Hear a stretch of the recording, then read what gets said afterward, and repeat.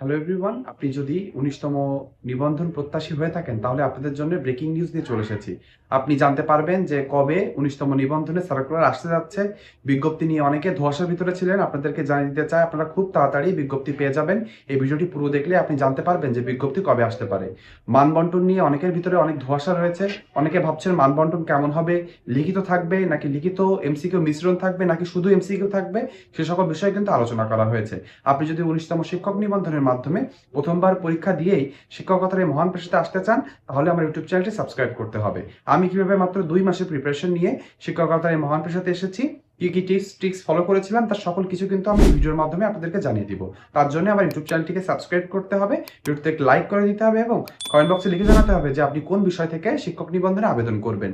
আর comment বক্সে অবশ্যই আলহামদুলিল্লাহ লিখবেন, কারণ আমরা জানি আল্লাহ চাইলে কিন্তু আমরা সকলে এই মহান পেশাতে আসতে পারবো।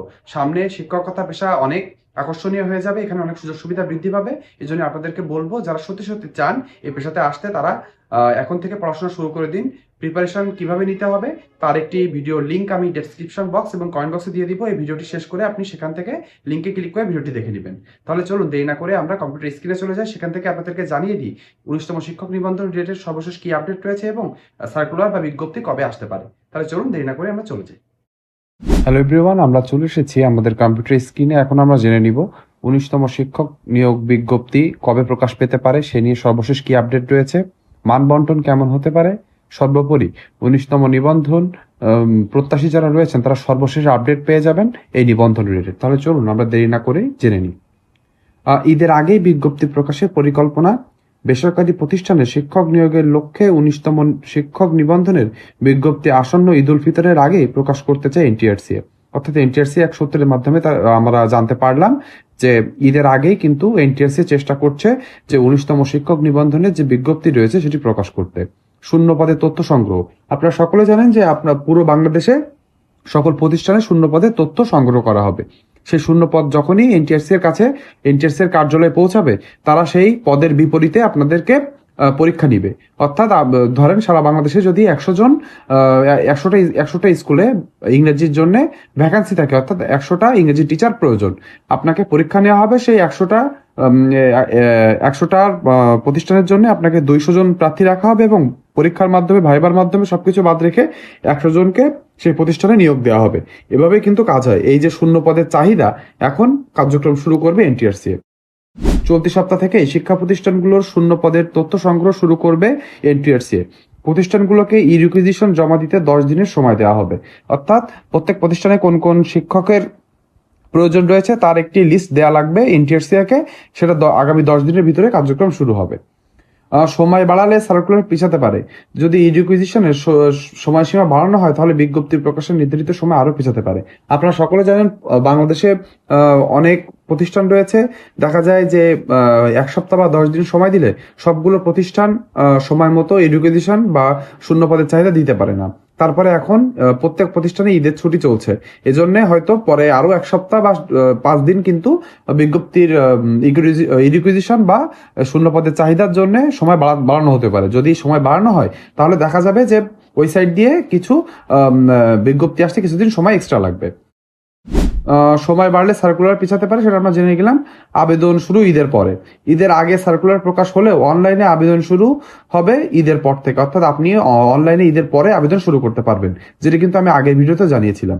২০০ নম্বরের এমসিকিউ পরীক্ষা। চেয়ারম্যানের বক্তব্য অনুযায়ী ১৯তম নিবন্ধনের পরীক্ষা ২০০ নম্বরের এমসিকিউ পদ্ধতিতে অনুষ্ঠিত হবে। লিখিত পরীক্ষার কোনো সিদ্ধান্ত নেওয়া হয়নি। তার মানে লিখিত পরীক্ষা কিন্তু হচ্ছে না, যেটা আগে অর্থাৎ ১৮তম শিক্ষক নিবন্ধনে হয়েছে, যে প্রথমে এমসিকিউ দিয়ে প্রিলিমিনারির মাধ্যমে কিছু ১৩ লাখ থেকে ৪ লাখ স্টুডেন্টকে বেছে নেওয়া হয়েছে। তাদেরকে আবার হচ্ছে রিটার্নের মাধ্যমে আবার ১ থেকে ১.৫ লাখ বেছে নেওয়া হয়েছিল, কিন্তু এখন কিন্তু আর তা হবে না। এখন স্পেশাল বিসিএস এর আদলে ২০০ মার্কের এমসিকিউ পরীক্ষা, ১০০ মার্ক সাবজেক্টিভ এবং ১০০ মার্ক হবে জেনারেল সাবজেক্ট, যার ভিতরে থাকবে বাংলা, ইংরেজি, গণিত, সাধারণ জ্ঞান। এভাবে কিন্তু ২০০ মার্কের এক্সামের ভিতরেই কিন্তু হচ্ছে মেধা তালিকা করা হবে। লিখিত পরীক্ষা নিয়ে বিভ্রান্তি দূর। সামাজিক যোগাযোগ মাধ্যমে লিখিত পরীক্ষা থাকবে এমন গুজব ছড়ালেও কর্তৃপক্ষ জানিয়েছে সার্কুলারে যা উল্লেখ থাকবে সেটাই চূড়ান্ত। বর্তমানে লিখিত পরীক্ষা যুক্ত করার কোনো সিদ্ধান্ত নেওয়া হয়নি। ৩ বিভাগের জন্য একক পরীক্ষার কাঠামো। স্কুল, কলেজ ও মাদ্রাসা ও কারিগরি 3 বিভাগের জন্য একই ধরনের নম্বর ও পরীক্ষা পদ্ধতি রাখার সিদ্ধান্ত নেওয়া হয়েছে। আগে আপনারা জানেন স্কুল, কলেজ এবং কারিগরির জন্য 100 মার্কের জেনারেল এবং 100 মার্কের বিষয়ভিত্তিক ধরা হয়েছিল, কিন্তু মাদ্রাসাদের জন্য 140 মার্কের বিষয়ভিত্তিক এবং 60 মার্কের জেনারেল বিষয় ধরা হয়েছিল। সেটি থেকে সরে এসে এনটিআরসি এখন সকল বিভাগের জন্য 100 এই 2 ভাগে ভাগ করে কিন্তু রাখছে মানবন্টন। বৈষম্য এড়াতে নম্বর প্যাটার্ন সমান। পূর্ব প্রস্তাবে বিভিন্ন বিভাগের জন্য আলাদা নম্বর বিভাজনের কথা থাকলেও তা বৈষম্য তৈরি করতে পারে বলে মনে করেছে শিক্ষা মন্ত্রণালয়, তাই একক কাঠামো চূড়ান্ত করা হচ্ছে। প্রথমবার ভাইবা নাম্বার যুক্ত হচ্ছে।